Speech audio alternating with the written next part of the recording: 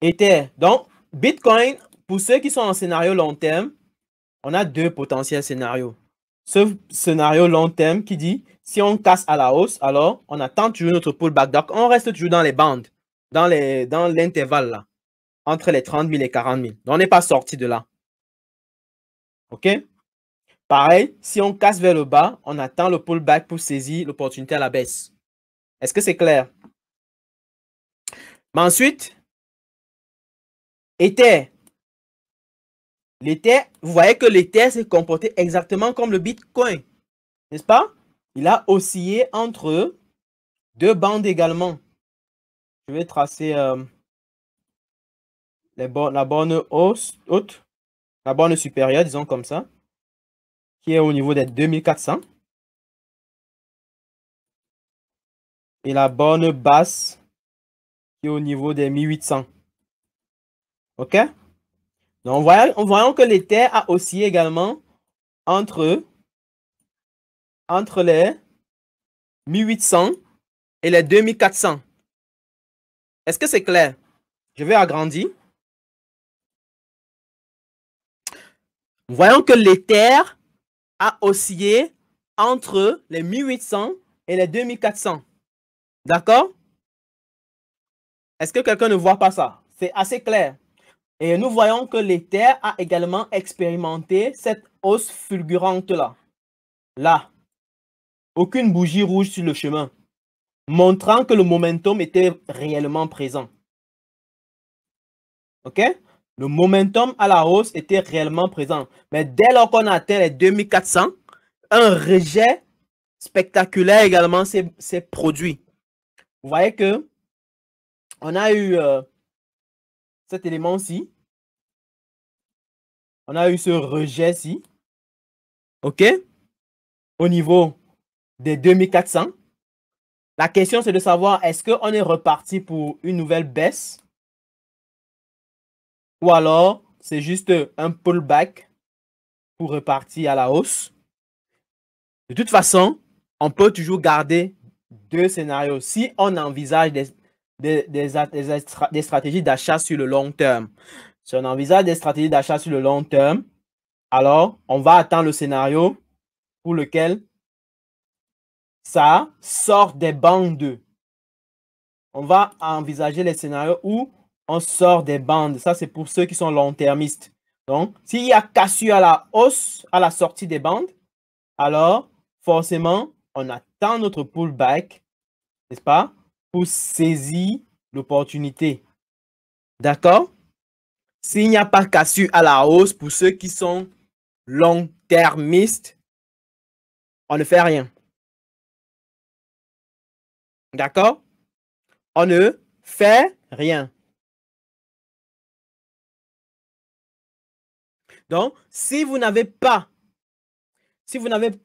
ce scénario où on voit bien que l'Ether est sorti des 2400 de manière violente, je précise bien, de manière violente. Parce que si c'est une cassure molle ici, c'est peut-être un false flag. OK? Est-ce que c'est clair? Donc, ça peut être juste un mouvement de trappe, un mouvement de, je vais dire, d'embrouille pour attraper les personnes qui avaient envisagé la sortie de cette bande-là. OK? Donc, il faut voir bien que la sortie est liée à un momentum, que la bougie qui ressort ici soit costaud. Il n'y a pas de demi-mesure pour montrer que les choses sont réellement en train de partir. Si ce n'est pas le cas, OK, on le laisse passer. On attend une meilleure opportunité. De toute façon, il y a plus de 2000 crypto-monnaies sur la scène. Donc, il y a le temps de chercher pour pouvoir trouver des meilleures opportunités. OK, ce n'est pas seulement l'Ether qu'il faut trader, ce n'est pas seulement le BTC qu'il faut trader. D'ailleurs, je vous propose, j'avais déjà dit ça depuis le début de l'émission, depuis la première date de l'émission, je vous propose de sélectionner vos crypto-monnaies vous nous envoyez ça à l'avance, une journée, c'est-à-dire le lundi. Vous sélectionnez chacun une crypto-monnaie que vous voulez qu'on analyse et vous postez dans le groupe WhatsApp ou sur Facebook. Vous nous envoyez ça par Facebook et puis on va choisir parmi elles quelques-unes pour pouvoir analyser parce qu'il n'y a pas que le BTC, il n'y a pas que l'Ether, il n'y a pas que Cardano, n'est-ce pas? Il y a plein d'autres, ok? Il y a plein d'autres. Maintenant, scénario à la baisse. Le scénario à la baisse, c'est que si jamais on revient vers les 1800, si on revient vers les 1800, on attend la cassure vers le bas. Donc, il faut que ça casse violemment les 1800. Et si ça se fait, alors on envisage maintenant le pullback pour saisir les choses, pour pouvoir capter la nouvelle vague baissière. J'ai dit, le lien pour les corrélations, c'est CryptoWatch Correlation. Donc, je me remets le lien encore ici.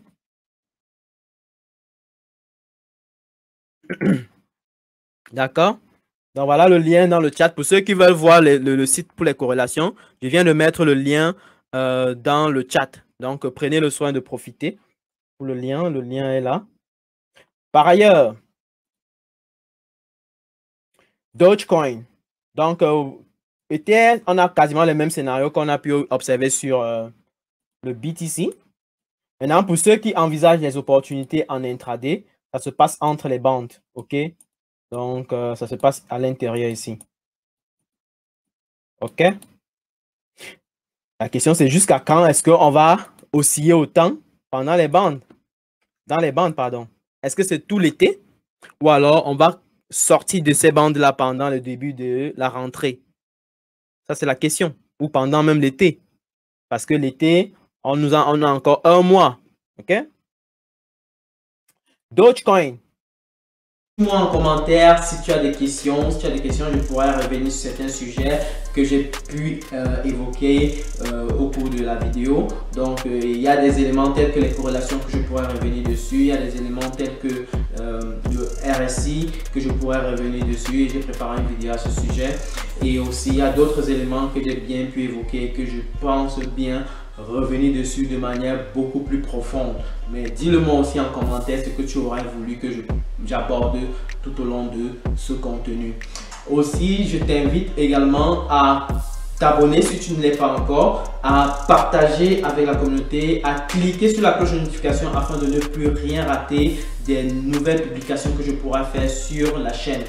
Par ailleurs, j'ai également écrit un bouquin qui résume en fait les 6 leçons principales que j'ai pu identifier tout au long de ma carrière de trading. Ceci te permettra d'identifier en fait les erreurs communes que l'on a l'habitude de commettre lorsqu'on débute en tant que trader sur les marchés financiers. Et donc du coup, ça te permettra d'anticiper sur ces erreurs-là et de raccourcir ton processus d'apprentissage. Donc je t'invite à aller en description de cette vidéo. Tu cliques sur le lien qui est en dessous de la vidéo, qui va t'indiquer bien entendu de pouvoir télécharger ton bouquin.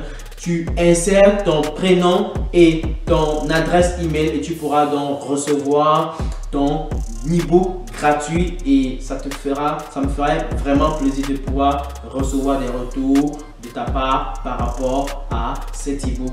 Donc, on va se dire à très bientôt pour une prochaine vidéo. Ciao!